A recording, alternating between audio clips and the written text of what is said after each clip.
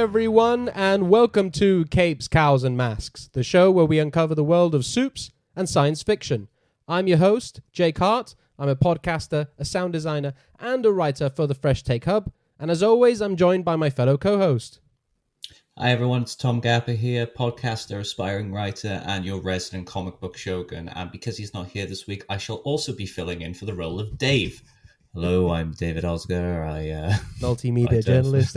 Yes.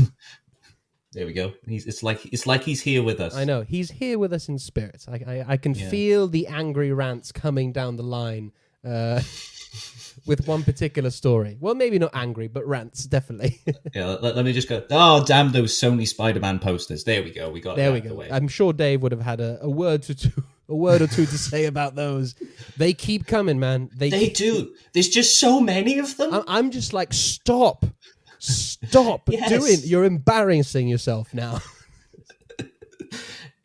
I don't know what happened. It's like, what I can only think is maybe like someone gave someone a folder and went, these are all the potential posters, pick which ones you like, and release them, and the person just scheduled like everything in that folder to release. That's the thing. They're all like similar but different. Like they just have like Doctor Strange in like a different position or something. Yeah. Like someone commented that like one of the posters actually has like the rendering for a homecoming suit on. I saw like, that. Yeah, I saw that one. Yeah. And it's just like, right, but we don't appear to be getting that suit in this film, although it would actually be nice because I really like that suit. But yeah, just please, Sony, if you listen to the show, which we know you do, just no more posters, please. We're all going to see the movie, all right? Just stop with the posters. There's literal websites crashing down with people buying tickets. You do not need to release any more of these posters.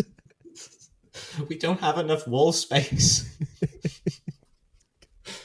Oh, God. Oh, dear. Well, yes. So this is going to be our new show, people. Unfortunately, Dave is not with us again this week. He's a very, very busy man. But as we said, he's here in spirit. And if we're going to be talking about Sony and Spider-Man, Dave is always going to be with us. So, yeah, we're going to be talking the Batman, Boba Fett, but it's actually a bit light on news this week. So we're just going to do 2 stories at the beginning, and then we're going to take a quick break and then get into our main story, which was that epic interview that Amy Pascal did with Eric Davis from Fandango.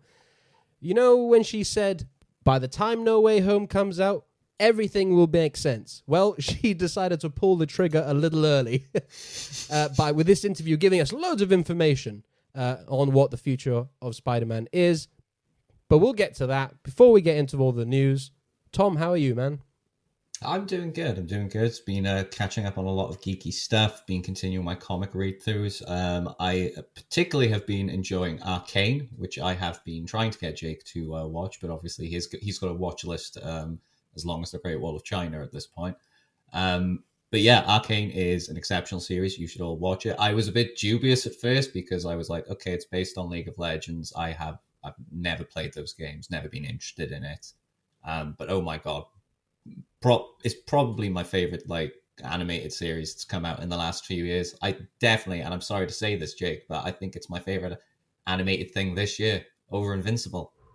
I have to say it was just it was exceptional. I mean, I'm just speaking for me, but I absolutely loved it, and I implore everyone to watch it.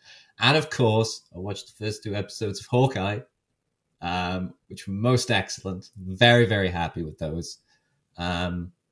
But yeah, Jake, what have you been up to? And then I guess we'll have a quick talk about Hawkeye. Yeah. On Arcane, I don't think you're on your own, Tom. Plenty of people, Steph, who's been on the show before, and other friends of mine have said that I need to watch Arcane because it is phenomenal.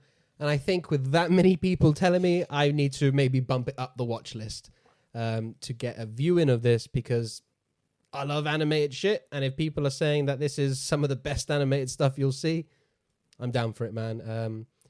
Also, the fact I was cautious as well, because I was like, it's League of Legends. I don't know anything about League of Legends and all of that. And Steph reassured me. He's like, it's fine. You're like, beginners can go into this not knowing anything about League of Legends and enjoy it. So I think I'm definitely going to check it out. Yeah, like I've like I said, I've literally never played the game. I have a friend who's played the games, but I've never even like asked him about them Like it's just something that's not been on my radar. So I went in completely blind to all the lore, all the characters, even like I was watching it with my friend. He was like pointing at so many people, being like, "Oh, that's that person, and I was just there like, I don't know. I guess they seem cool. But then by the end of the series, I was like, these are all my favorite people ever, and I love them, and I would die for them. Well, there's a couple I wouldn't die for, but you'll watch it and understand, Jake. You'll understand. Yeah. And other than that, I bought a new television because it was Black Friday weekend, so I found myself a nice deal, and I'm very, very happy with it. It's a big boy. It's a big boy, 65 inches on that one. And I thought, you know what? I'm going to watch all of the Star Wars films again. So I tested it out with the Phantom Menace. Looks great, especially that pod race. Oh yeah, who can forget the amazing podcast scene from Phantom Menace? Wattocast. That's so weird. I was thinking of Watto in my head when you. I know, right? Hey, you want to join me with some deadbeats? Did you kill anybody? I would listen to that show. I think I would too. That little blue asshole, man. That's the name of the show. That little blue asshole. We'll get it commissioned and greenlit, ready for Watto. But yes, I know, like you, I watched the first 2 episodes of Hawkeye. So let's get like a little mini review of these first 2 episodes. Like, I really liked it. Like, I was very hesitant going in because of the Christmas thing. Christmas is not really my thing. And that first trailer, it just had a lot of alarm bells for me with the Christmas thing and like the sort of Disney corporate-y synergy. Oh, let's make a Christmas thing. You know, I just was a bit like, oh, I don't know, bad vibes. But then the second trailer came out, or not really the trailer, within that Disney Plus Day thing, they had like a clip, and I was like, extended look thing. Yeah, and I was like, this looks a lot better now. And I have to say, I really dug the first 2 episodes. They haven't gripped me like WandaVision or Loki, but I'm really enjoying it. I think it's fun. I love the performances. The chemistry between everyone is fantastic, especially between Haley Steinfeld and Jeremy Renner. And make no mistake, people, the title is Hawkeye, but this is Kate Bishop's show, and she is absolutely stealing every scene she's in. I know Dave is a big fan of Haley Steinfeld. I haven't seen much of her content, but I'm a big fan of her now. She's absolutely killing it in the role of Kate Bishop. And yeah, I'm really digging what I've seen so far. People are saying it's a bit slow. We don't know what the story is yet. And I'm like, well, it's 2 episodes, people. There's 4 more to go. They will tell us where the story's going. Just wait. But what did you think of the first 2 episodes? Yeah, much like you, I absolutely loved it. Obviously, as you said, it's clearly a slow burner. I wouldn't want them to play all their cards straight away. I don't think it's a show that needs to like grip you straight away into the stakes of things. Like obviously WandaVision had the whole what the hell's going on? Why are they living in a 60s television show? Loki, obviously, you know, you had the TVA, just the ramifications of that. Obviously that's going to suck you in. And also, what the hell is going on? Yeah.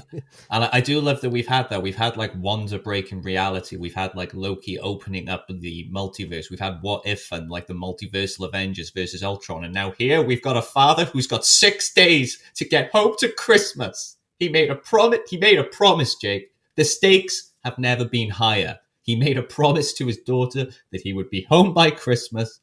Now they've got like 5, it'll be 4 days left come the next episode, which will be out by the time the show is out. So yeah, but there's not enough time, Jake. Got to save Christmas. But I will say, Haley Steinfeld is amazing as Kate Bishop.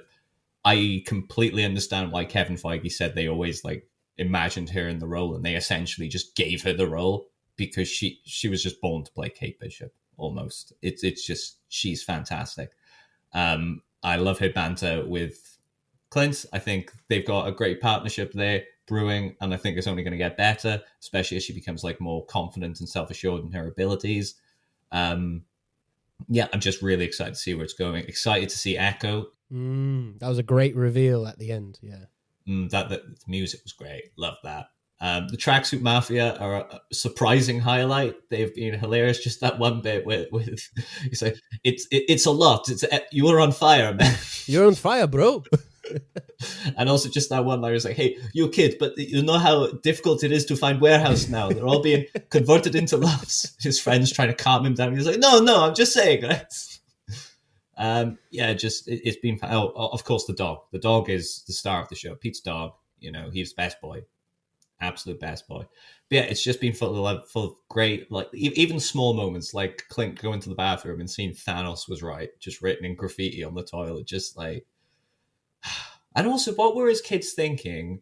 Like going, hey, Dad, we know, obviously, like, you've been through a lot over the years. Do you want to see a musical that makes light of the traumatic events in your life? Won't that be fun?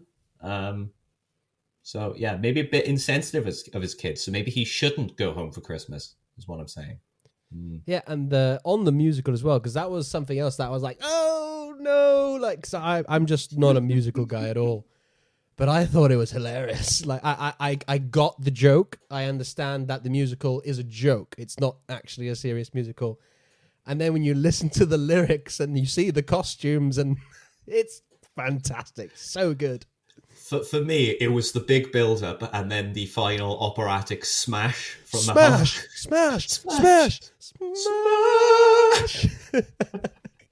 That bit absolutely just killed me. I was just done. I was like, no. And, oh my God. Okay, no.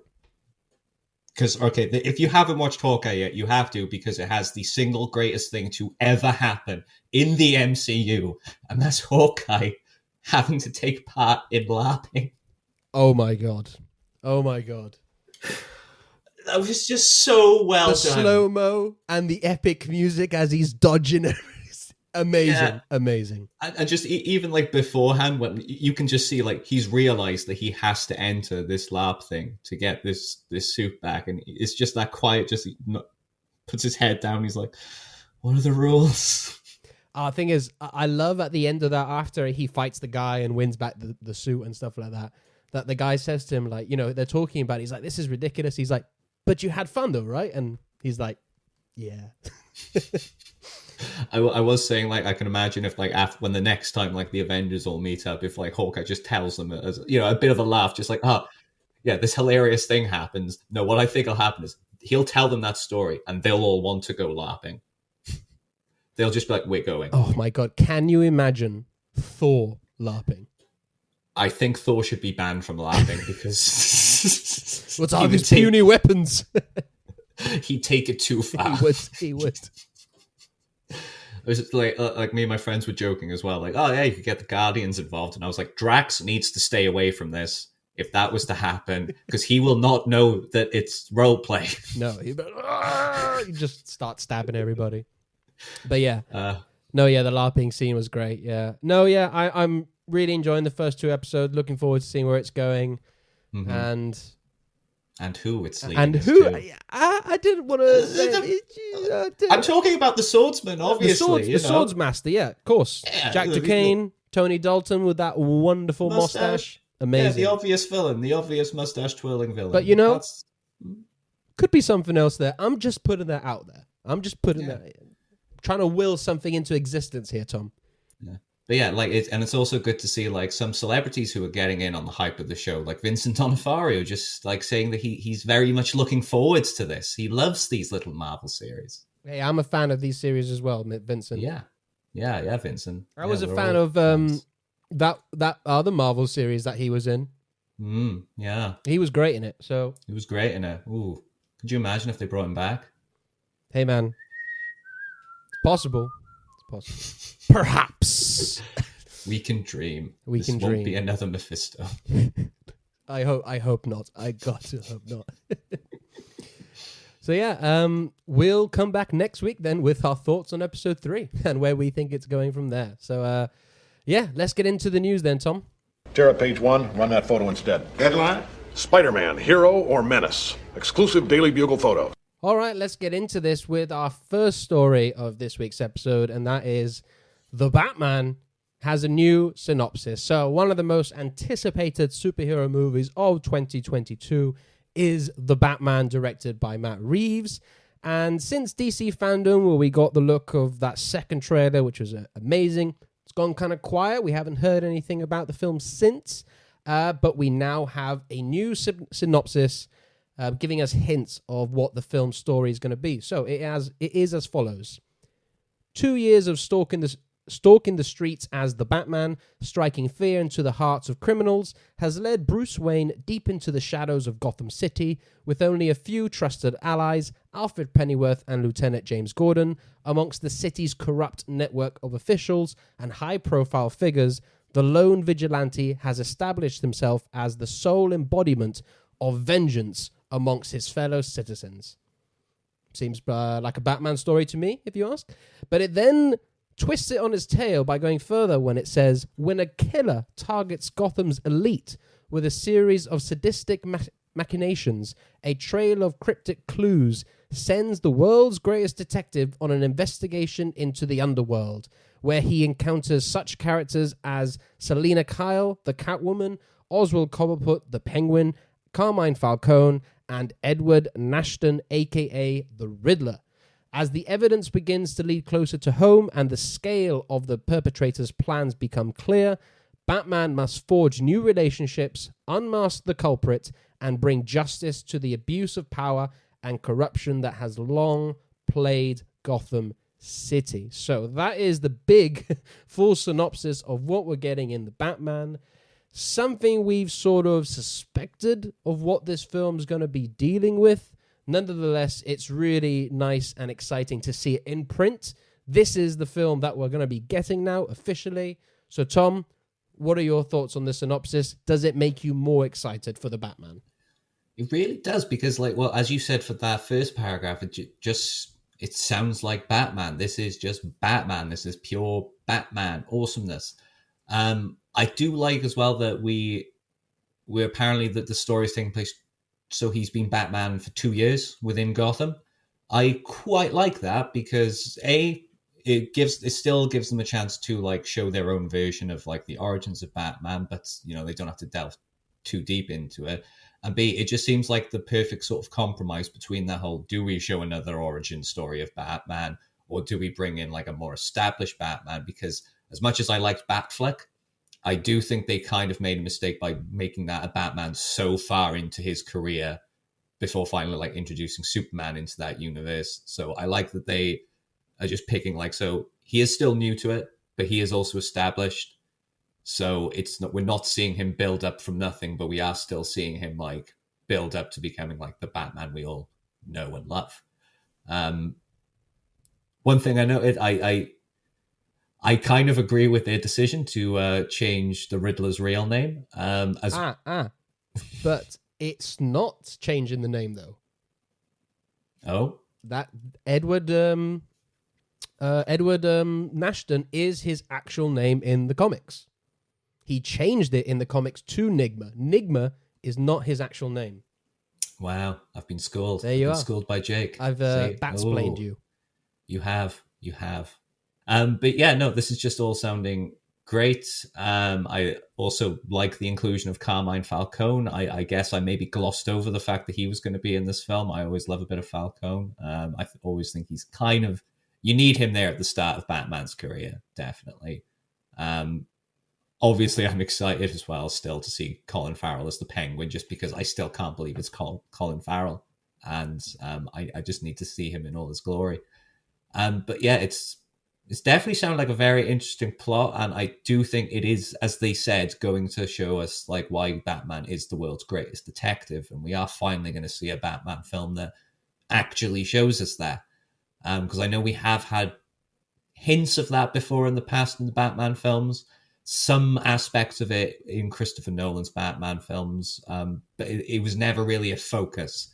It was more just you were kind of expected to know Batman's the world's greatest detective. So when he solves the crime, you're just okay, cool. I want to actually see him work through this. And as this is showing him going on an investigation, finding cryptic clues, delving into the underworld, it just all sounds fantastic. And I'm probably more hyped for this film now. I do think it's in very good hands. They clearly understood the assignment, and 2022 can't come soon enough. I need this film now, basically. I think we all are craving this film now, which is just be injected into our veins. But like you, yeah, this makes me more excited for this film, as if I couldn't get more excited for this film already. But yeah, I love the second part of this synopsis where when I was reading that, I was getting huge David Fincher 7 vibes. And like that's sort of what I was kind of hoping we would get. I remember Matt Reeves saying that 7 was an influence, you know, the gritty noir, crime psychological thriller aspect to it. And in a way, it seems like Edward Nashton, the Riddler, with his, quote, series of sadistic machinations and trail of cryptic clues, sounds very much like John Doe, played by Kevin Spacey, and the way he led on the detectives by, you know, all the deadly sins and the clues he left and how all the murders were done, which were very sadistic and very graphic. So this also has me excited of how dark like this film could get. Like we've seen dark Batman films before. I would probably say The Dark Knight being the darkest, or Batman Returns, one of those two maybe. But this just seems a whole nother level of dark. It's like Matt Reeves was like, hold my beer. I'm going to show you how grounded, gritty, and dark we can actually get with the Batman. And in a way, I'm hoping they push, because I know it's going to be PG-13, but I'm hoping they push that rating to the limits of what they can do with Edward Nashton as the Riddler, because, man, it's just got me so excited. And like you as well, the world's greatest detective, I love that they use that in the synopsis, in capitals, signifying this guy, this is what he is. Primarily, he's a detective. He's not a superhero necessarily. He's a detective. He's got his little flashlight. He's got his little, you know, dust prints thing that gets fingerprints and all that. I want to see it like that. I want to see a proper stripped down Batman where he's literally dusting off prints with like a magnifying glass and things like that, you know. Really nitty gritty stuff, really basic stuff. But at the same time, the tone of this just so excited for it. It's going to be so good. I like, it seems like they would really have to fuck up to mess up this film now. At this point, it's got everything going for it. I mean, like we've seen from the trailers, just based on the trailers and this synopsis, and just thinking about like the tone of the film, how it's going to play out, like just the visuals that it's going to be an absolutely beautiful, brilliant film. And yeah, I think as you said, just unless something horrible happens in the editing rooms, I think we're going to be getting something really special. It's too soon to say whether this is going to be like the best Batman film ever. We'll have to actually like watch it first, but it's got everything going for it at the moment. Look, I think it is though, because even though I haven't seen it yet, just based on what should a Batman film be. Do you know what I mean? And I feel as if this, without having seen the film, just from this synopsis, hearing Matt Reeves talk about it and the trailer, it feels like this is already the best Batman film that's ever been made. As in what we think of as Batman in the comics, anyway. Of course, the true measure of how good this film will be how many buckets of tears does Rob fill after watching it. I think we're gonna have quite a few buckets filled up. Yeah, this is a 4 or 5 bucket film, folks. I'm telling you now. Easy. Rob is going to be so happy and overcome with emotion. So yeah, we'll have to ask him when it comes out. So everyone, get on Twitter and pitch your bets for how many buckets of tears Rob will cry.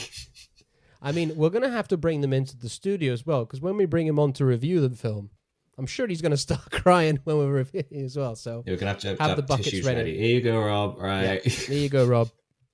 It's like, this is just his introduction. He hasn't even talked about the film yet.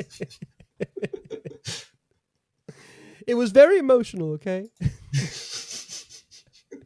Right, so that's the official synopsis for The Batman. That comes out March 4th, 2022. So from Gotham City, Tom, where are we off to next?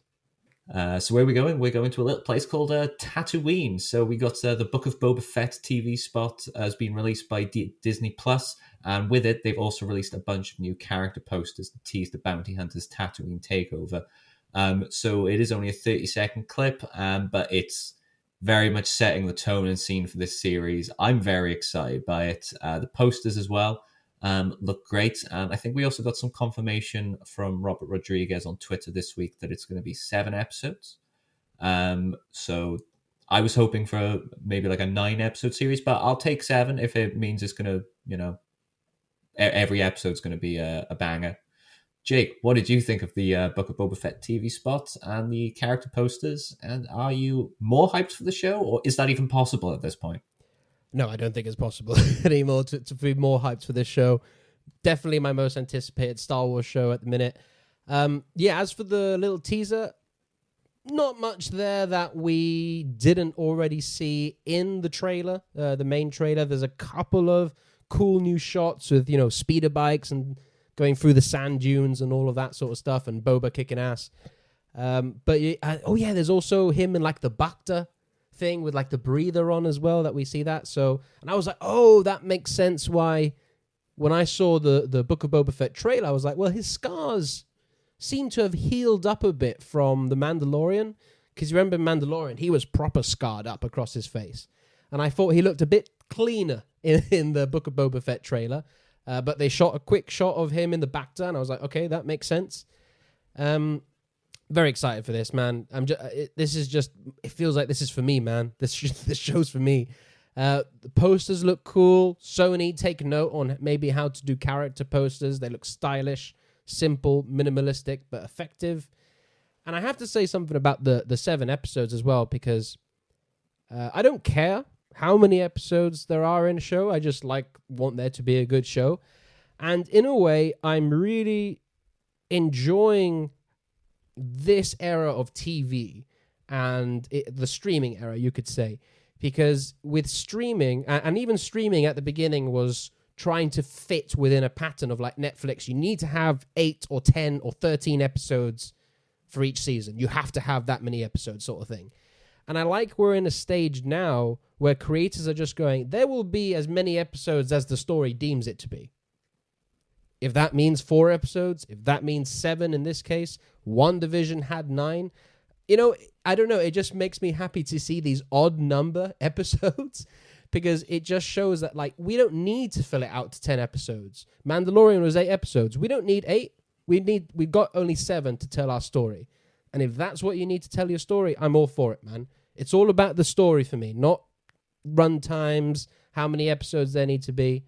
Because if you can tell a captivating story in a film, which is normally 2 hours, you can do it with less episodes in a TV show. It's just longer than a film. It's essentially just a long film, the way I look at TV now, in a way. So yeah, this is the part that's fascinating to me. The 7 episodes, I'm like, that's an odd number, but I like it for some strange reason. Yeah, no, I was a bit taken aback when I saw the number, because I would have expected, some 6 or 8 or even 10 or a 9 even. I could expect a 9. We've come used to 9s. But yeah, the 7 episode season, that's going to be... That does tell me, though, that, every episode is going to be very much just plot is moving forwards, plot is heavy. Not going to be any episodes where people will argue over whether or not they're technically filler. I would argue. Oh, there will be. Yeah. There will be. They will still. Star Wars love arguing over what is and isn't filler. My argument is none of it is filler, because all of it is awesome. Thank you. Not all of it. But let's not get into that. So yeah, I'm very, very excited for this. December 29th it comes out, isn't it? Yeah, less than a month away now. Yeah, so basically as soon as Hawkeye is done, we're getting this, and we get to see Ming-Na Wen and Tamura Morrison on our big screens again. And I cannot, I say big screens, on our TV screens again, and I cannot wait. So yeah, that's it, I think, for that. So should we take a quick break before you dive us into the main story? We'll do that, and we'll get into everything Amy Pascal is talking about, the future of Spider-Man, Sony, and Spider-Man in the MCU. We'll be back in a sec. When you botched that spell where you wanted everyone to forget the Peter Parker Spider-Man, we started getting some visitors. From every universe.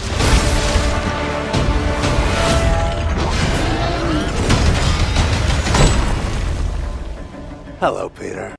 Okay, and we're back now to discuss everything Amy Pascal, Sony, and Spider-Man No Way Home. But before we get into the actual Fandango interview with Amy Pascal, this past Monday as well was also the tickets available to be purchased of Spider-Man No Way Home, which across the globe caused chaos as several websites went down. Here in the UK, my local cinema is a View. When I went to buy mine, I realized that their website was down. It said it was undergoing maintenance, and I was like, what a day to pick to do maintenance on your website. But I managed to get my tickets on the app. I said to you guys, I made a reference to Spider-Man. I had to beat an old lady with a stick to get my tickets. But after, I think it took me about 15 minutes of like refreshing the thing and trying to book the seats. I got some seats and then it said these seats are already taken. I was like, dang it, somebody beat me to it just at the last second. But I got my tickets. Tom, what was your journey with getting these tickets like? Was it as stressful as mine? I loaded the app up, I selected my tickets, and I bought them. I guess Swansea just really doesn't like Spider-Man. Something about Swansea. Well, I don't know. There was, I'll be honest, as soon as I loaded up for the 15th, there was just so many showings in like the Odeon in Swansea. I guess because Swansea is a smaller city, and I think maybe a lot of people may have also made the option to try and go to Cardiff to see it on like IMAX or something. So I think I got lucky in that regard. So I did get my tickets. I got me and my friends tickets to go and see it on the day of release. And yeah, I'm just sorry to report, Jake, that it was not a stressful experience at all. Well, good for you. But yeah, we got our tickets. Dave got his tickets as well. We've all got our tickets. We're all going to see Spider-Man No Way Home on the 15th, 2 days before our friends over in America get it. Take that, you Yanks. Take that, you Yanks. You always get everything else before us. This time it's like, well, actually, normally we do get the Marvel films a couple of days before. Yeah, but that's not the point. They got Venom a whole 2 weeks before us, and they didn't warn us. You know what? That's fine. They can have that one they can have that one a month early if they want. So speaking of Venom, let's get into this interview then with Amy Pascal, who, as I said, she did an interview with Fandango. Interview was curated, done by Eric Davis, and so let's get into it. So. She is basically talking about No Way Home, the culmination of 20 years of making live-action Spider-Man movies, and also the future of Spider-Man and where he's going. So they start off by saying, she's been involved with Spider-Man movies for the last 20 years. Where does No Way Home sit on the, for Amy Pascal? Is it up there on like one of her best movies? And she says the movie is very ambitious. It has everything that people come to expect from a Spider-Man movie, a lot of spectacle, heart, but at the same time, she says, as expansive as it is, it's always a very intimate story that is about Peter Parker and his heart. Let's stop there, Tom. This is what I want to hear. This is what I do expect from a Spider-Man film. I don't feel as if we've got that 100% in the last two Spider-Man films. We've got an element of that. And that was my concern about No Way Home, that it looks even bigger and looks even less about Spider-Man because it's focused on all these other characters, villains, and other possible Spider-Men getting involved. But if she's saying it is focused on this Peter Parker, Tom Holland, and his heart, I hope so, man. I'm hoping that that's the case. But what do you think? Yeah, I do love what she says. Like, this movie has everything that people have come to expect from a Spider-Man movie. I think over the past 20 years, with all these various Spider-Man movies, I wouldn't say I know what to expect from a Spider-Man movie anymore. They're all kind of different, I think. They are very, very different. And they're all good in their own ways. They're all bad in some other ways. But yeah, it's good to see that she clearly has a lot of passion for this project. The fact there's going to be a lot of spectacle, we kind of already knew that. But like, I am quite happy that she seems to be focusing on the fact that it's a very intimate story. And as she said, it's about his heart. Because, at the core of every Spider-Man story, no matter how grand you make it or how stripped down you make it, the core of it has to be what Peter's taken away from this and how he is proving himself to be like the hero of the situation. And it's usually about sacrifice as well. Spider-Man has to sacrifice a lot of the time. And yeah, as you said, I don't feel like we've seen a lot of that in the Tom Holland films as of yet. Moments. We've had little moments maybe, but just it's never been like the core theme, which I feel like it has to be. Also, I do like how she says that as expansive as it is, I just like that word, find that interesting. Because I mean, we know it's going to be a very expansive film, but just like hearing Amy Pascal say it, it's like, okay, what have you done? What have you done? Well, it's interesting because then the next question that Eric asks is like, would you say that this movie wraps a bow around 20 years of live action Spider-Man movies? Sort of like hinting, saying, hey, is this going to culminate the Tobey films, the Andrew films and all of that in a nice bow sort of thing? And I think we were talking off air, like you were saying, that Amy Pascal is being a bit more cleverer now with her responses to these type of questions. And I think this response is brilliant. Yeah, because she doesn't actually say, like, she basically doesn't say, like, yeah, no, this is wrapping a bow on it. She's just saying, like, oh, no, it's wrapping a bow on the Homecoming trilogy. And yes, we're seeing characters from the other films brought into it. But she doesn't say that she's wrapping a bow on everything else around those characters. And that maybe includes Tobey and Andrew. Maybe. She was very sly about that one. But I think she answered the question, but also didn't answer it at the same time. Yeah. It was like I was saying, it's almost like she's been taking notes from the Feige school of answering reporters' questions, because that is a very like Feigean answer in the way of just going like, I'm going to give you an answer, but I'm not actually answering your question or saying yes or no. I'm just giving you an answer. Eric's next question is that he says, speaking of the film, like the bringing back the villains from other Spider-Man films, he asks, is there one villain that you're most excited to get another crack at? And she's very political here and says, oh, I couldn't possibly say that. Like, I'm just thrilled that everyone is, being able to see all these wonderful actors come back to play these roles. And she says that's going to be very special. She can't pick a favorite, obviously. That's not how this works, people. But I also think she's slightly also avoiding the question because, as many fans have been speculating, we've been counting the number of villains, and there's 5 of them. Where's that mysterious 6th villain that could possibly happen? So there's a part of me that's like, which one's your favorite. You're just not saying because it hasn't been announced yet. Yeah, because like I've seen some people I don't know if this is like them speculating or them claiming to have had insider sources, but I've seen people on Twitter speculate that the reason we're only getting 5 villains in this film is because they don't want 6 in there to have it referred to as the Sinister Six, because they want to do their own Sinister Six thing. However, with what Amy says later on in the interviews about like the future of Marvel and Sony, I just don't think that is the case. So I'm still thinking we will get a 6th villain in No Way Home, and I'm just wondering who it could possibly be, though. Who could it possibly be? Well, I'm thinking, I think the only one that could possibly make huge waves would be Tom Hardy's Venom. But I'm not immediately buying that he would be opposing Spidey and he would be joining these villains against Spidey. I don't know. Well, remember, spoilers for Venom Let There Be Carnage, where he says that he can communicate with all the symbiotes. So, and, he maybe can remember Topher Grace's Venom, or like has some sort of multiversal connection that he has also experienced what the Topher Grace Venom experience and being a villain to Spider-Man. I was thinking it could be that, or it could just be something as simple as, he sees the Daily Bugle report that's saying like, oh, Peter Parker's Spider-Man and he killed Mysterio, this tragic hero, and he could just believe that and just be like, he's a villain, Eddie. We have to go get him. And then Eddie's just like, yeah, all right. Well, because remember, again, spoilers for Venom Let There Be Carnage, but the post-credit scene where they, that multiversal weird shit happens and they wake up in some hotel and he sees Spider-Man on the screen and he goes, that guy, and he licks the screen. So there's obviously something there.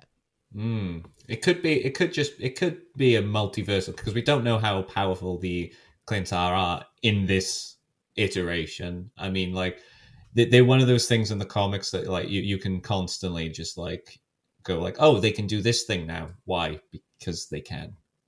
They just can do it. And you know, you just accept it. Like when they were like, oh yeah, it turns out that their planet was actually just entirely symbiotes the entire time, keeping at bay a symbiote god. You're just like, yeah, okay, yeah, that makes sense. That's cool. So yeah, no, because I think, I don't know. See, I'm still landing on the side of like Venom may like actually help out Spidey in this one, but or I don't know. Mysterio. Because you don't want to give away, because he's dead, technically. He died in the last film. Or did he? And you wouldn't want to give that away, would you? No, that is true. You wouldn't want to give that. I saw some people suggest as well on Twitter, like, oh, what if all these villains and all this stuff, what if it's actually like a Mysterio illusion? And I'm just like, I would kill so many people if that was the case. There would be hell to pay. I will not have another Ralph Boner situation. That's as bad as like, oh, it was all a dream. So just be like 1,000 Ralph Boners. Oh no! This is the rise of Derek Hassel. Boner. Right. So yeah, on the villains, like he asks, was it easy to wrangle all of these actors from the previous films? And she says that, you know what? If you love what you're doing and you're enthusiastic about it. They all loved playing those characters in the past, and there was not one of them who wasn't, quote, sign me up. This fills me up with great joy. I'm just imagining that phone call to, like, Willem Dafoe, and he's like, yeah, sounds great. Let's do this again. And Alfred Molina and all of that. Like, can you imagine, though? Because I know, obviously, it's cliche. A lot of actors say this, and, like the Star Wars actors, when they came back to do the sequels. But it is true. It is like, they would never think I'm going to play this role ever again. Can you imagine for them getting that phone call and then Kevin Feige and Amy Pascal on the other line explaining this huge, crazy story? Yeah, and imagine like for example, just being to like Alfred Molina, just like, so we get you back as Doc Ock, and you get to actually like have some screen time with Willem Dafoe's Green Goblin. You'd be like, holy shit, really?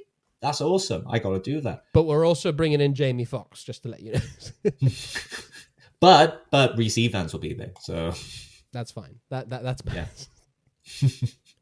I imagine Rhys Evans was probably very happy, just because he just seems like a happy dude. I like Rhys. He's a local Welsh boy representing in this huge, massive movie. So yeah, I'm Team Lizard.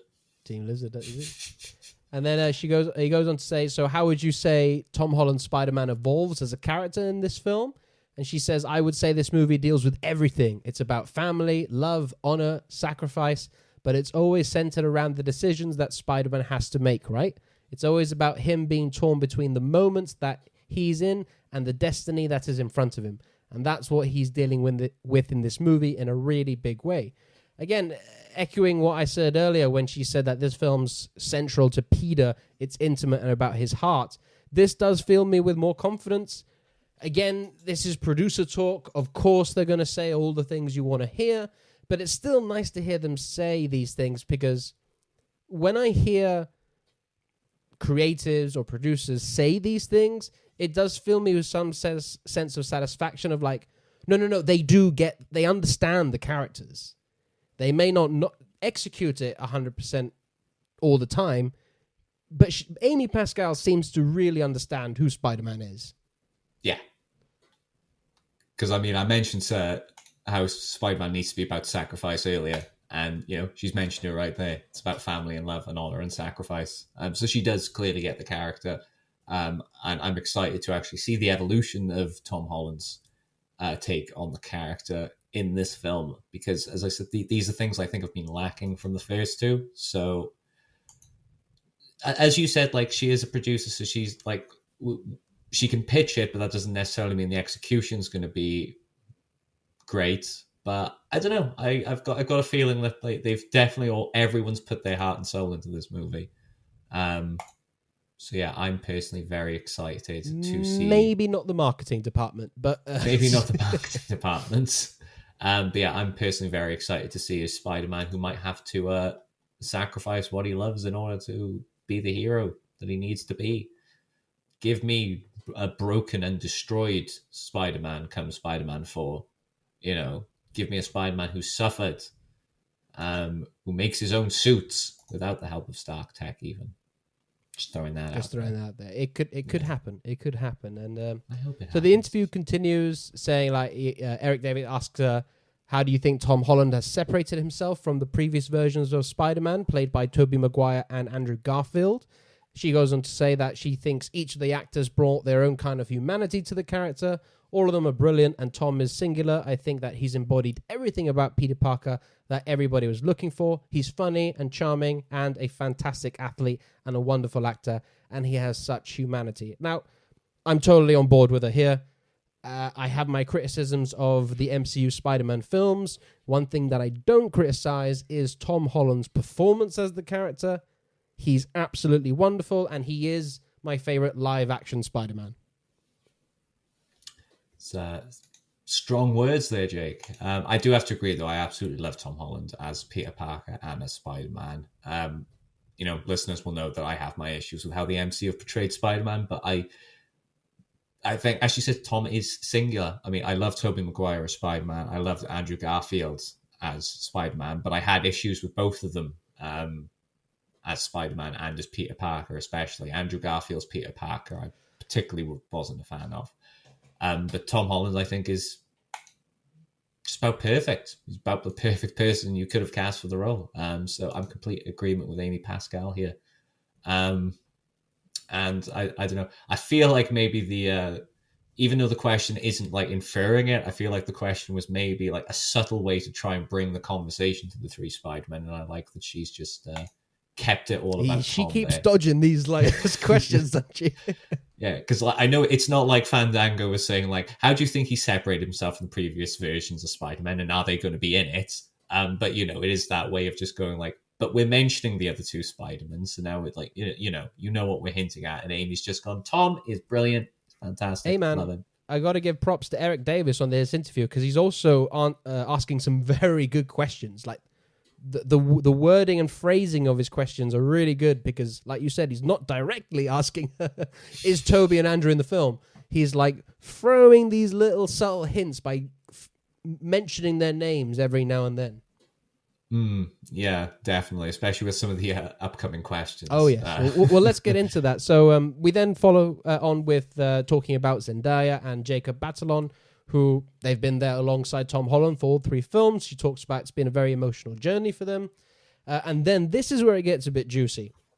So Eric asks, this movie has so many little intricacies to it, has been one of the more difficult Spider-Man movies to sort of keep under wraps because of all the big surprises in it. And she says, boy, you could probably answer that question. Yes, we don't want to spoil things for people. That's one of the problems with movies is that people know everything before they walk into the theater. So we've been trying to make sure people get the full theatrical experience when they go into the movie. And yeah, you try to never confirm anything in any movie, but this one is a big one. I do feel really bad for Amy Pascal and everyone at Sony and Marvel, especially, how Kevin Feige is with spoilers. Because it was pretty shitty, like all these leaks that happened with all the rumors. And then, look, the other one, which was kind of funny, was Alfred Molina. Just casually mentioning it in the interview. I'm pretty sure he got a phone call later that evening.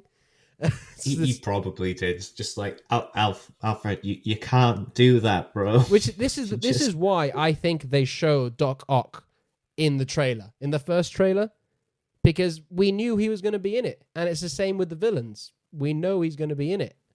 So it's a big shame. It is a big shame. This film is the worst kept secret in Hollywood.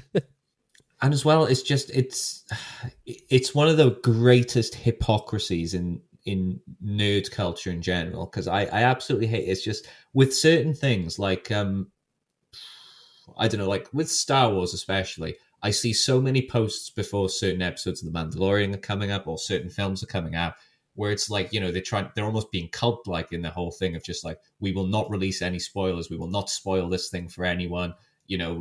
give everyone time to actually like see this for the first time and react to it.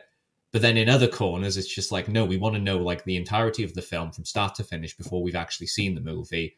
And that's the issue, because, you know, if people just like shut down these people who are trying to like leak things, like if people are leaking details of the Spider-Man films on Twitter and people just started just going like, we're going to mass unfollow or mass report this like profile because they're sharing leaks about this film that's coming out, you probably see less leaks coming out and we could enjoy the full theatrical experience a bit more. But the issue is that we keep interacting with them, even if it's just negatively. If you negatively react on a post, you're still bumping up its numbers, so the leaks are going to get more and more views. So you're actually part of the problem. So I don't know, this is just something I think that we in nerd culture just needs to take a long look at, because I'm very unhappy with all the stuff that's been leaks before now. Like, imagine how great it would have been if at that big fan trailer experience that they had like the other week for the second trailer, imagine if that was the first trailer where you saw Doc Ock come in. And like they didn't even show any of the other villains. You just saw Doc Ock coming back. And then in the film, that's when you for the first time get to hear and see Green Goblin, Sandman, Electro. Imagine what a biblical fucking experience that would have been. But it's been ruined now.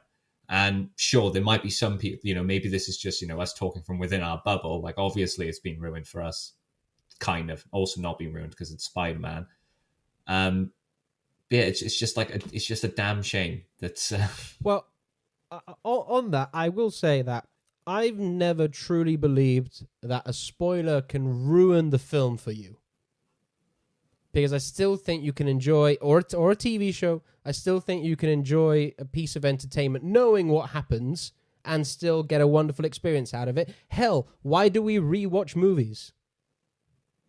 No, I completely agree with you. It's like when I came to watch The Mountain versus the Viper in Game of Thrones.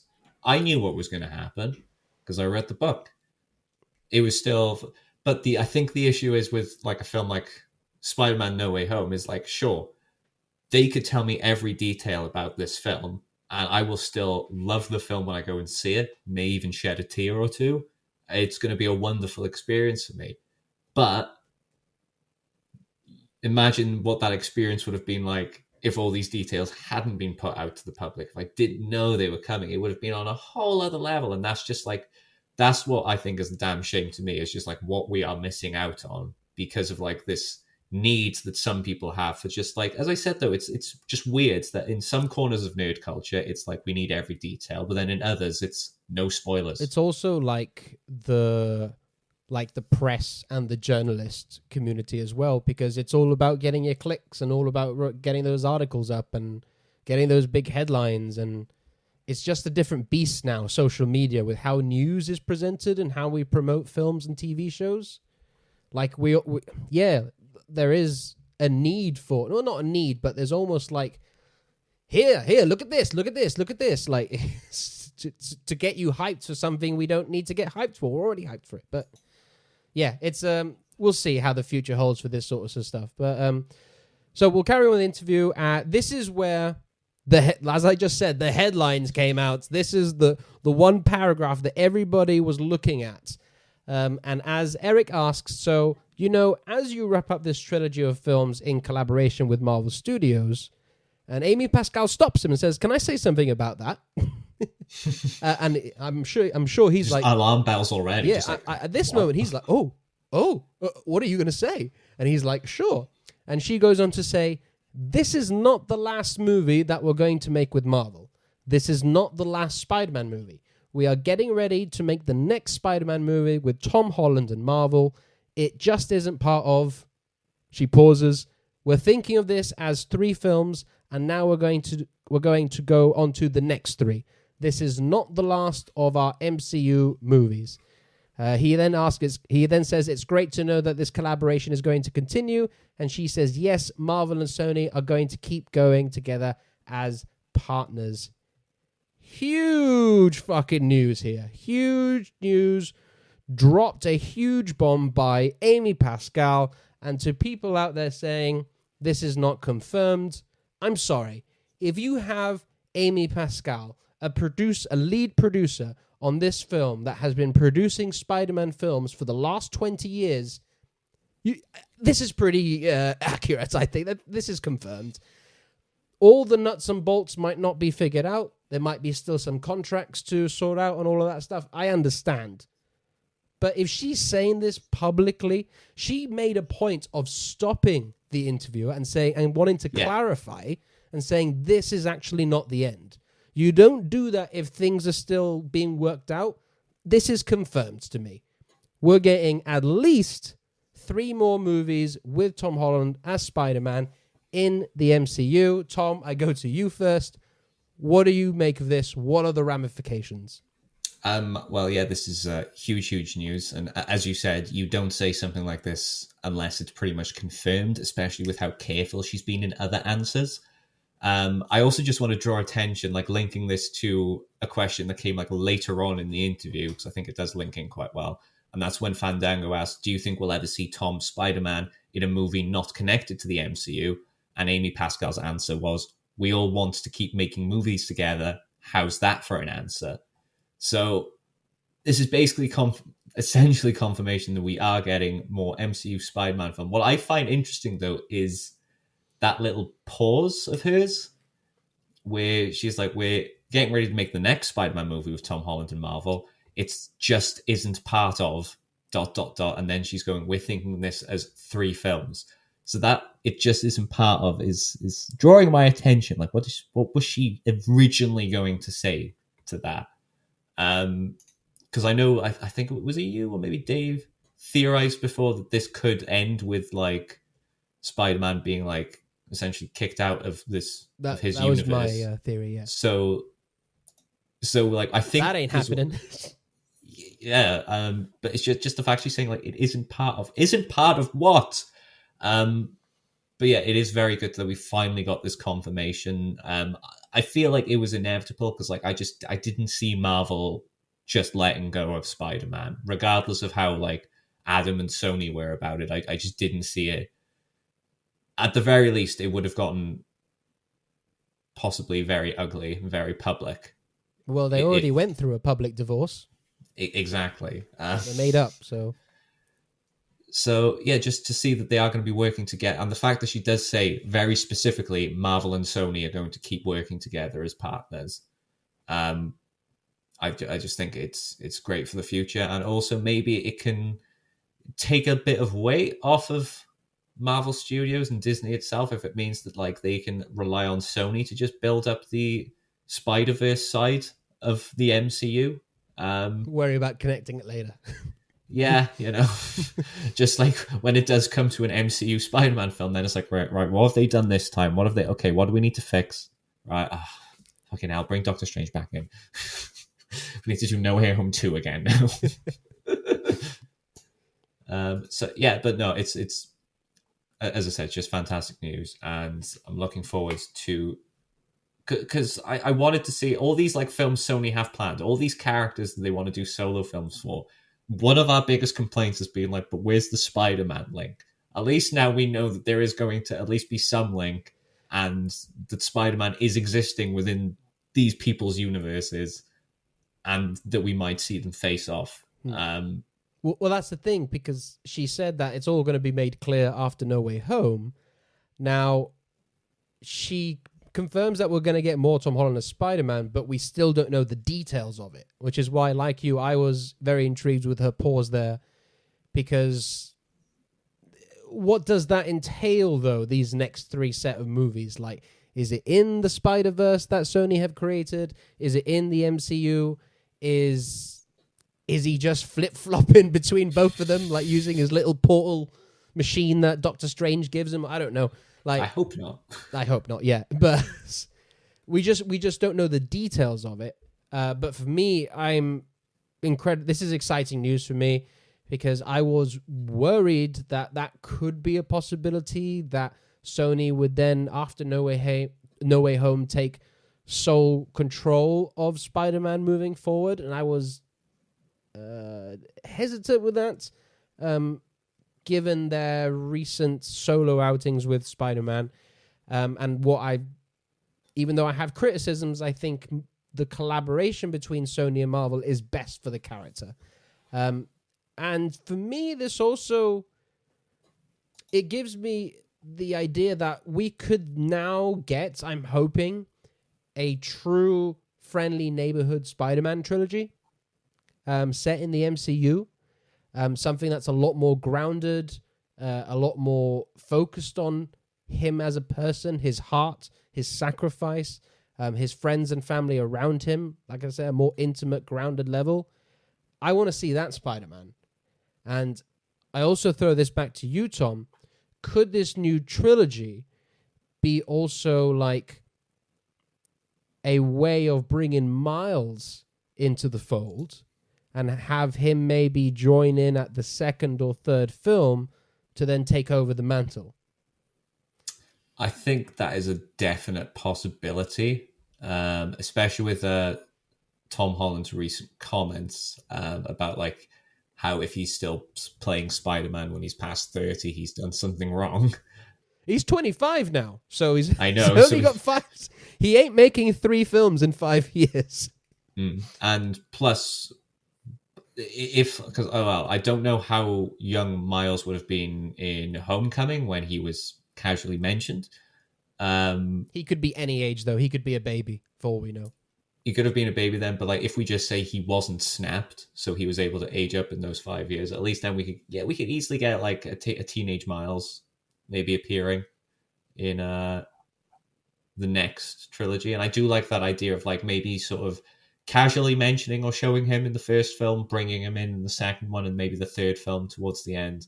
Maybe you kill off Peter Parker, a la Ultimate Universe. A la Spider-Man Reign. That could work. Like a more older, grizzled sort of Spider-Man. Obviously not as old as in the comics, but, you know. Yeah, it could work. Or even if they have it so Peter decides to hang up the mask or something, or whatever they want to do, I would be happy for them to... Or hell, by then, Tom Holland might have changed his mind and just be like, no, I still want to be Spidey, but we can still have 2 Spider-Men. We can have Miles and Peter Parker. There's room for 2. But yes, I think... I would be shocked if they don't have plans to bring Miles in anytime soon. And if they don't, they should very much reconsider that. So, Amy Pascal, I know you're listening. We trust you, but just make sure Miles is on the list of things to do. Bump it up. He then goes on to say, asking her, is it tougher to weave together this Spider-Man universe in because Sony also has another universe of characters like Venom, Morbius, and then there's the MCU characters, and asks, is it a bit of a juggling act to manage all of these different characters? So this is where we get a bit more clarification. So she says, well, there's the Marvel universe, which is one container, and then there's the Spider-Verse movies, which are different, and then there's the other universe where the Sony characters are in. We're all very respectful of each other and work together and make sure that we're only being additive. So it's a terrible answer. It's a terrible answer. I know, right? So Spider-Verse, I think she's referring to the animated Spider-Man movie. Yeah. I think so. And then she says, and then this is this other universe where the other Sony characters are in, Morbius and Venom and all of that jazz.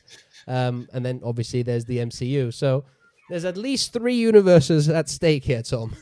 Yeah, what I love is just how like she initially started with a metaphor and using a container, but then just went off. So it was just like, yeah, the Marvel universe is in one container. Then you got these these are different, and then these ones are in here. just to make that clear.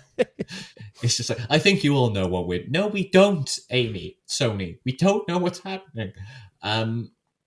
So yeah, I just don't know what to make of that comment because I can't make sense of it, to be honest. She hasn't answered his question. Actually, no. If anything, I think the answer to the question is yes. It is a bit of a juggling act to manage all these different characters. We don't know. They're all like Charlie Day in the offices, like. It's like this connects to that, and then Reese Evans is the lizard is here. It's like, oh, failed. Go back. It's like, what if we revisit that deleted scene where we reveal Peter Parker's father was alive? No, throw that one in the bin. Throw it in the bin right now. Hey guys, how about this? Rent? No, get out. Wait, there could be something there. There could be something there. Put that on the board. So the interview goes on, is saying, you're very familiar with Spider-Man movies over the years, of course. No. Asking again, where do you rank No Way Home amongst them? And she's obviously not going to answer that. And she just says, the audience will be the judge of that. Her and Kevin Feige are very proud of this film. Then interview goes on to the animated film. So the film begins to explore more of the multiverse, but in live action form. Audiences are a lot more familiar with the multiverse thanks to the animated Spider-Man Into the Spider-Verse film. How important do you think multiverse storytelling will be for comic book movies over the next 5, even 10 years? And she says, I think you're going to see a lot of people exploring those worlds because it's interesting. The parallel universes make for so many interesting stories. But I don't think that every single movie is going to end up taking place in the multiverse. I think it's really exciting, and this movie certainly does. So, yeah, this is cool to hear. Like, I'm with her here. I think it is really interesting to see different multiverses. Oh, this version of that character and that version of this character. And it is very much the thing going forward now in comic book movies, because DC are doing the same thing. Warner Brothers and DC are doing the same thing with The Flash. So that's the thing now. It's multiverses. Everybody's strapping. Into the Spider-Verse definitely was the starting point for that, to get the general audience accustomed to multiverses, even though us comic book fans were like, this is a Tuesday for me. Like, Hell, even CW fans were just like, yeah, I get this. It happens all the time, every week in CW. Yeah. Earth 2, what? Earth 2, what? But I do also like that she says, not every movie needs to have this, though. And I like that because I feel as if it should be used carefully and don't overdo it. This is fine, No Way Home, because it's a big event film. And then we've also got Multiverse of Madness coming up. But I don't see any other projects down the line with implications of the multiverse. And I like that. Use it sparsely. Because then when you use it, it can make a big impact. I completely agree. However, I'm going to be incredibly pedantic on her sentence. I don't think that every single movie is going to end up taking place in the multiverse because... oh, here we go. They are. I mean, even if they don't, include any multiversal stories, they're still taking place within... Look, this is the nature of reality. We are taking place within the multiverse, Jake, but... Yeah. But no, I do agree with it that it is... basically going to be the norm going forwards. And yeah, no, I also agree as well that not everything has to have big multiversal stakes. Like, I'm really enjoying that Hawkeye at the moment is just, we have 6 days to save this family's Christmas. I like that there's no multiversal world breaking stakes to it, and unless of course we get a doppelganger Hawkeye who's evil and that's the final villain. Please don't do that, Marvel. But yeah, no, it's yeah, I think as well, Into the Spider-Verse did do a lot for for fans and casual cinema goers to get used to the concept of the multiverse within Marvel, and No Way Home's just basically doing that on a bigger scale now. So yeah, just expect more of this, people. Yeah, well, she goes on to talk more about Phil Lord and Chris Miller about doing the Into the Spider-Verse film, and she says that when she approached them about doing the movie, when she was running Sony at the time, she said to them, can you guys figure out how to do an animated Spider-Man movie? And the first thing they said to her was, absolutely, but only if we do Spider-Verse and we do Miles. And she says, right on. Because, of course, it's in the comics, but nobody could have done it better than them. Yeah, and then he asks, how are things going on the second Spider-Verse movie? And she says, it's going to be fantastic. We have something to show on that very soon. We just need to get No Way Home out of the way. Just get it out of the way, because I am very excited to see. That comes out next year, which is crazy. And I can't believe, the first one came out 2018. 3 years ago now, which is crazy. That is crazy. It is crazy. I can't wait to see more of that. And yeah, she makes a lot of sense. Why don't we do Spider-Verse and Miles? Right on, let's do that. Yeah, that would have been my reaction as well. It's just oh yeah, we'll do it, but only if we can make it cool and awesome. I was like, oh, fine then, do it. Have it your way. See if I give a shit. But yeah, I do just love that she was all for that. Again, it just shows that she does get the characters and love the characters, and clearly Chris and Phil did as well, because that film was fucking incredible. And yeah, can't wait to see some more of that. Obviously, like we need to get the No Way Home marketing out of the way first. But yeah, when we finally get that first trailer for Spider-Verse 2, oof. Just so excited about it. We're getting Spider-Woman in there, so that's going to be cool. Please. Yes, and Haley Steinfeld back as Gwen Stacy, which would be awesome. Mm-hmm. Yeah. Yes. And another reason you should watch Arcane, actually. Is she in it? She voices one of the main characters. Well, there you go. You sold me, Tom. You sold me. Fantastic. So yeah, we'll continue. And she says, Fandango says, I'm sure fans will be happy to hear that, what we were just speaking about. And he says, speaking of the fans, many of them want to see Tom Holland Spider-Man go up against Tom Hardy's Venom. I'm not one of those fans, but let's carry on. They want to see a live-action Miles Morales. I'm definitely one of those fans. What would you say to those things? Do you have stuff in the works? And she says, I would say there's so many things that we're going to be able to explore, but what we always have to do before we decide who the villain is going to be and what Spidey goes up against is what is the story we're telling about, What's the Peter Parker story we're telling? What's the Miles Morales story that we're telling? But we always have to start with that. The good thing about these movies is as big as the canvas they take place on it can be, they are always just stories about a kid. Eric says, just a kid from Queens. She says, just a kid from Queens or Brooklyn in the case of Miles, right? Of course. And Amy Pascal says, in the case of Peter, he's just a kid from Queens who's got no money and wishes he could have a normal life. Again, she understands the characters. But Tom, what do you think about this? Do you want to see Tom Holland Spider-Man go up against Tom Hardy's Venom? And I know your answer already for do you want to see a live-action Miles, as we've already spoken about it. But her comments here as well leads me to believe is that, yeah, they've got plans for these things. Keeping them close to the chest, still probably a way away, but there's stuff in development. Yeah, I think we are, we're 100% going to be getting a live-action Miles Morales at some point in the future, and I, for one, am excited for that. I often wrestle with the whole question of, do I want to see the Tom v. Tom battle, Venom versus Spider-Man? And, I want to see Venom versus Spider-Man, and I think, Tom Hardy and Tom Holland could work well opposite each other, but... Well, people know I'm not a fan of Tom Hardy's iteration of the character. I've got no issues with Tom Hardy himself. It's just I don't like how he's done Eddie Brock. I don't like how they've done Venom as well. So it's I don't know. I want to see it, but I'm kind of mad at myself that I want to see it. And I'm hoping that if I do see it, maybe Marvel Studios can go, hey Sony, why don't we take the reins on Venom for a bit, just for fun, just to see what happens, just that, and just hopefully Sony will just be like, well, we got enough going on, yeah. We're gonna bring in Donny Cates as a story, he's there. It's fine. Todd McFarlane's come in as well, just to do some designs for us. No biggie, just. So yeah, I don't know. I think it's. I'm going to say yes, I want to see them go up against each other, but I definitely would maybe want to see an evolution to Tom Hardy's Eddie Brock. Maybe some, because I'm just not happy with how he is currently. So I'm going to say maybe I want to see that, but it depends on the circumstances. And as for her comments, again, she's just proving that she gets the character. She's almost just quoting things that I've said about the character before. So I love that.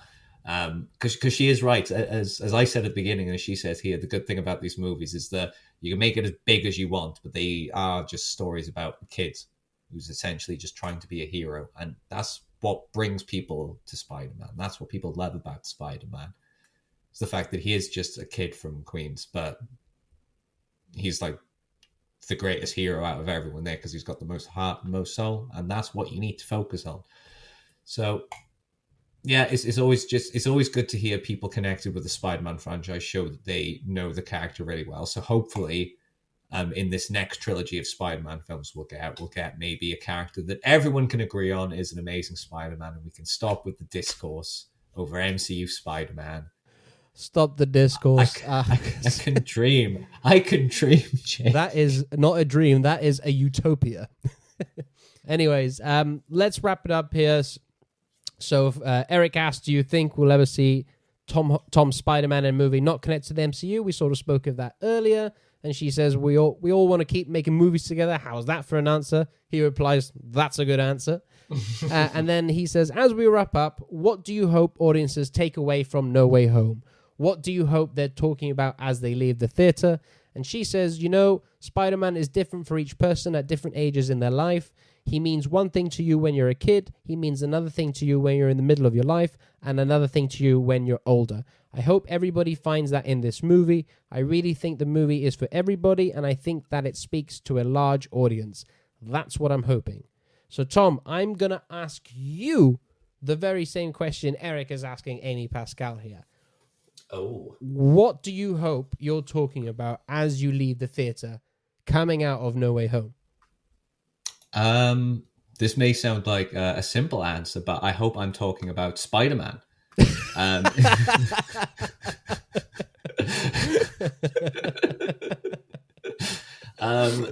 a good answer, Tom. I think it is, because as happy as I am to be seeing like Doc Ock, Willem Dafoe is like Green Goblin again, Sandman, Lizard. We might be seeing like Andrew Garfield and Toby in the film. It could potentially like set up some other crazy things for the future of the MCU and the future of Spider-Man. As we've been discussing throughout every show where we've talked about Spider-Man, and this show in particular, what I care about most is that the film is primarily about Peter Parker, and in this case is about Tom Holland's Peter Parker primarily. And I think it needs to be about like what he goes through, the decisions he has to make in order to save the world or save the girl he loves or save anybody.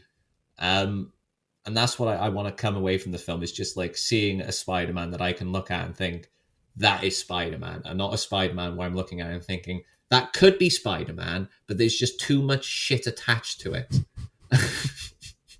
And also, like I've said it before, maybe if by the end of this film, Peter's in a position where, like, moving forward, he's not going to be just relying on the handouts from Happy and Stark Tech, where we can actually get a Spider-Man who's close to his working class roots, as the character should be. I'll be even happier. But that's primarily what I don't want. As much as I'm looking forward to this film being a huge, massive spectacle, it has to be about Peter Parker, has to be about Spider-Man. And that is what I want to be coming out of the cinema focusing on. I want to be coming out praising how they did Peter Parker, how they did Spider-Man, how Tom Holland portrayed the character, how they wrote the character. And then after that, I want to go. And it was awesome seeing like Toby do this, and it was awesome seeing Melissa do that. It was awesome. But yeah, that's my answer anyway. Spider-Man. That is as beautiful as answer as we're going to get on the show. So I'm going to end it there with that and not give mine, because I can't top that, Tom. Because that's essentially what I want as well. I want to come out talking about Peter Parker and Spider-Man, and not necessarily all the other crazy shit going on around him. But we'll find out on 15th of December in 2 weeks. Wow. We're 2 weeks away, Tom. Oh, it's so close now. So close. So close. God. So thank you all for listening to that. We're going to take another quick break, and we'll be back in a second with our pull list. Well, after X-Men hit at the box office, all the studios started buying up every comic property they could get their dirty little hands on. So, Tom, we're swinging on into the pull list. What you got for us? So it's a very, very big week this week. Initially, I was thinking like, oh, look, DC are just pumping out annuals this week, so maybe it'll be light. But then I went past the annuals and, oh my God. So you know what? I'm not going to dive into each issue that I'm pulling too deeply. But trust me when I say that, like, you want to put these on your pull list. So starting with DC, we've got Action Comics issue 1037. We've got Superman and the Authority finally teaming up to take on Mongol. There's been a lot of controversy about where this storyline is going. Some people think this could be a death of Superman 2.0. I am not so sure yet, but I definitely think that the culmination of this story is going to shake up the Superman status quo going forward. So definitely be picking that up. Staying with DC, we've got Wonder Woman Historia, which is one of the most anticipated comics of the year. It's got some of the most beautiful art I've ever seen put to print for a comic, and it's basically going to give us the full history of the Amazons within the DC universe. Definitely pick it up. It's going to be something special. As I said, just based on the artwork alone, I was praising Wonder Woman Black and Gold last week. This is taking it to the next level. It's absolutely beautiful. And then staying with DC, we've got Justice League Incarnate, which is basically the multiversal Justice League, which is spinning out of Infinite Frontier. Lots of crazy shit going to go on there. It's very much, in the spirit of Morrison, so I'm appreciating that. And then also we've got Human Target issue 2, which I know Jake will probably want to pick up because it's Tom King. Lovely cover on it this week. Looks like Ice is going to be the focus. I love Ice. Loved her in the old JLI. I just love that this series is going to give us all these JLI characters back. So definitely pick that up. So, I'll run through the DC ones again just so you can pick them all up. So there's Action Comics 1037, Wonder Woman Historia issue 1, Justice League Incarnate issue 1, and Human Target issue 2. Over at Marvel, we got Avengers issue 50. Legacy numbering for that is issue 750. It's the culmination of the World War She-Hulk arc. And as I said, it's a big number, 750 issues of Avengers. So it's a plus-size issue. There'll probably be a few goodies in there. And I think it's just one you'll want for your collections anyway, just to say you've got one of those nice round numbers. We've also got Chip Zdarsky's Daredevil issue 36, and it's Kingpin's wedding, but, it's a Marvel wedding, so that's going to go brilliantly. If you've been checking out Chip's run on Daredevil, you'll know how amazing it's been. If you've not, please pick it up and read it, because it's become one of my favorite Daredevil runs quite quickly, and I know Jake will agree with me.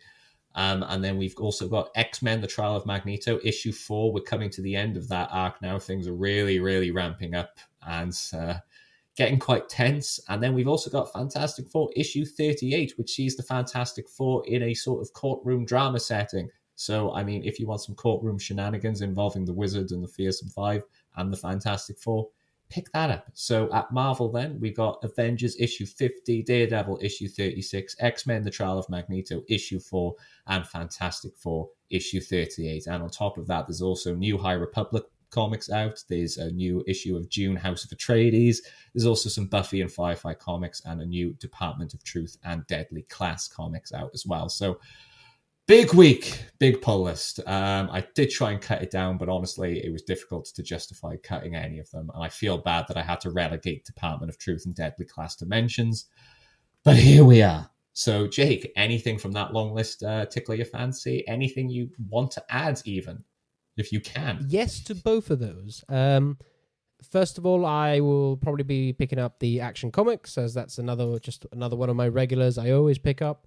And I'm with you. I don't think we're going down the route of Death of Superman 2.0, but at the same time, there's things in it that if they did do that, I'm like, okay, I can buy that. And it makes sort of sense. I wouldn't be mad if they did that. Yeah, I wouldn't be mad either, especially because, they are shaping Jonathan Kent up to be the Superman. Exactly, what with Tom Taylor is doing with the character. Yeah, so like I said, I imagine a status quo shift may be the result of this, but maybe not a death. Wonder Woman Historia number 1. I did not know about this one, but based on your description, that sounds fantastic. So I'm probably going to pick that up. Obviously, as you mentioned, I'll be picking up Human Target issue 2 because I pick up anything Tom King writes. And Daredevil issue 36. What else can you say? Chip Zdarsky's run on Daredevil has been legendary, I think. And I think it might be my favorite run on Daredevil behind Frank Miller. Like that's it's fair, pretty fucking good. And if you're a fan of the character, definitely pick that one up. High Republic, I'm so far behind on the comics. I need to get catch up with those. And one of my own editions, which I'm actually quite surprised you didn't pull this one, Tom, considering the time we're in. So if you are watching Hawkeye the show, the first few episodes coming out on Disney Plus, and you're a fan of the show and a fan of the character of Kate Bishop, just this week there is a new series, Hawkeye Kate Bishop issue number 1. So it's a great jumping on point if you're a fan of what they're doing with the character in the series. A brand new series, brand new number 1 for you to jump on and have ventures with Kate Bishop. So that's my pull for this week. That's a good pull. And I think just for the classic pull, just to carry on that, we may as well bring in Matt Fraction and David Age's run on Hawkeye, which is, it's just seminal. pick it up, just read it. Yeah, just read it. I like. There's no way I can sell it enough. Really, it's just And credit David Aja. Yeah, it's just a beautiful comic, beautifully well written, beautifully drawn. Just love it. Mm-hmm. Yeah, like I said, if you love what they're doing with the show Hawkeye, then you'll love the Matt Fraction and David Aja run on the character because it's incredible. Yeah, the banter is extraordinary in it. Yeah. All right, then. So that's your news. That's your comics. Go to your locals, pick those books up, and dive into the world of comics. So we thank you all for listening to this episode. We appreciate people coming on board every week listening to us speculate. And boy, this episode was crazy speculation after that Amy Pascal interview. Discuss and geek out. But if you want to continue the conversation with us, Tom, where can they do that? Where are you? You can find me on Twitter at Comic Book Shogun, where I just post my opinions and will be campaigning for the live-action Bendu, despite Dave reminding me that because it would be CGI, it's not technically live-action, but Dave can shut up because he's not on the show this week. Well, I think we should get a petition to get the live-action Bendu with a huge, giant goat god. Yes, we just need to fatten up a goat to the point that it's as large as a mountain and can turn into a cloud. Yes. We can make it work. We can make it work. I'm not sure how, but we can. I know people with science degrees. But we'll sort it out. Look, I'm going to be doing the same thing. I'm going to be petitioning for the same thing. And you can find me on that petition on Twitter at SweatyJake, where I'll be campaigning for live action Bendu. And you can also find me on Letterboxd at Jake Hart, where I get all my ratings and reviews of all the films I'm watching. And as for the show, you can find and follow us on Twitter and Facebook at Cowls Masks. And whether you're using Anchor, Spotify, Google, or Apple Podcasts, subscribe and follow us on there. And if you're on Apple, leave us a rating and a review, as it all helps us go up in the rankings. So thank you all for listening. From myself, from Tom, from Amy Pascal's interview, we'll see you all next week. Goodbye now.